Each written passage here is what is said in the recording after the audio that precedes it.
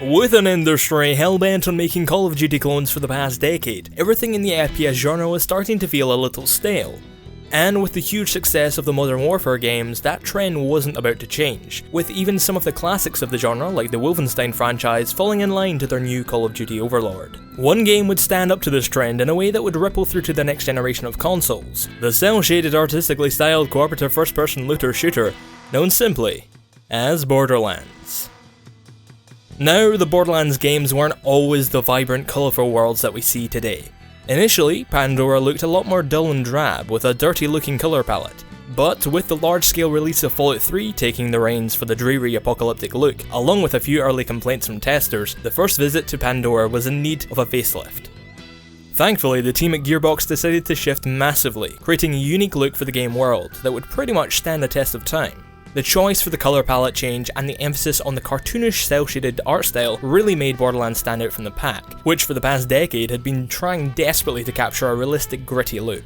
Throughout the 2000s, the FPS genre was far too serious, and very seldom did you find a bold developer try something out with the status quo of shooty shooty bang bang with a war backdrop. Borderlands 1 flipped the genre on its head, infusing similar gameplay of that of Halo, but with a more loose and rustic feel, and a focus on a wacky narrative involving ancient alien civilizations, crazy scrapyard owners, Mad Max diesel fanatics, and so much more.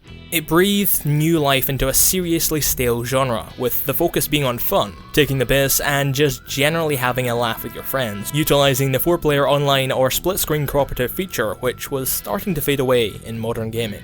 One of the big attractions to Borderlands was the loot. Bazillions of guns. The advertising wasn't exaggerating too much either, with the new randomly generated gun system put in place, in an attempt to create unique variants of almost every gun in the game, meaning that bar the quest reward weapons and a few certain unique drops, any loot you garner on your adventures would be unique to you and you alone. This feature is obviously reminiscent of the loot haven dungeon crawlers like the Diablo games, but it hadn't really been done well in shooters until Borderlands. This is perhaps where things get interesting in the gaming industry. Sure, we had a response to the more tongue-in-cheek apocalyptic shooter, with the likes of id Software's Rage, and some more gimmicky comedy-based shooters like Bulletstorm in the years to come. But what would stick around for the long haul is the loot and RPG elements. The first Borderlands may have engaged the ticking time bomb for the future mainstream of the shooter genre, but Borderlands 2 guaranteed the formula's success when it was released in September of 2012. The sequel seriously upped the ante. Gearbox was doubling down on pretty much everything presented within the first Borderlands game, improving almost every aspect while they're at it. We got even more guns, with new brand gimmicks to explore, providing more variables in the randomly created weapons. The gunplay was also vastly improved, feeling much more impactful and less plasticky. When you held a massive shotgun, you knew you were about to pack a big punch, hammering off explosive rounds at your foes. And even with the more impactful and heavier gun control, the momentum in the combat was a lot more free-flowing, with movement options in each character being a lot more diverse, providing the player with more variety in their own playstyle. This really mattered, because not only did it make the game a lot more fun to play, but it allowed for the team to create more diverse enemy types that required some quick thinking and unique tactics to take on, which felt a little lacking in the first game.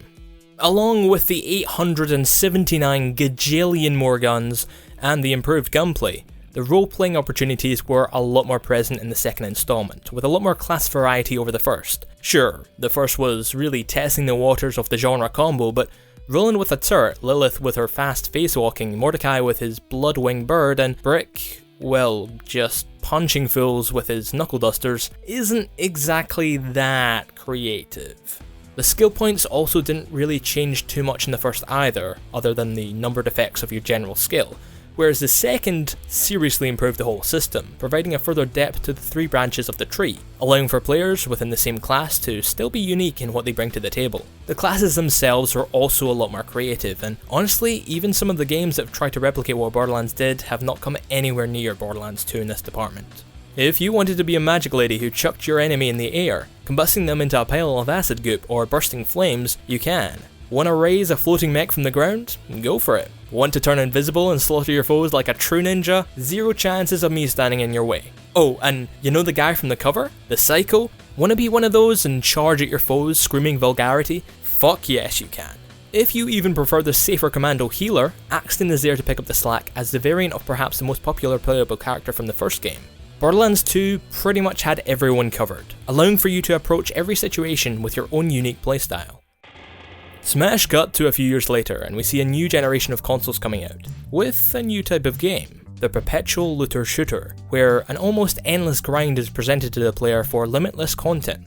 Destiny, The Division, Anthem, all taking from Borderlands' formula and pushing it to the extremes.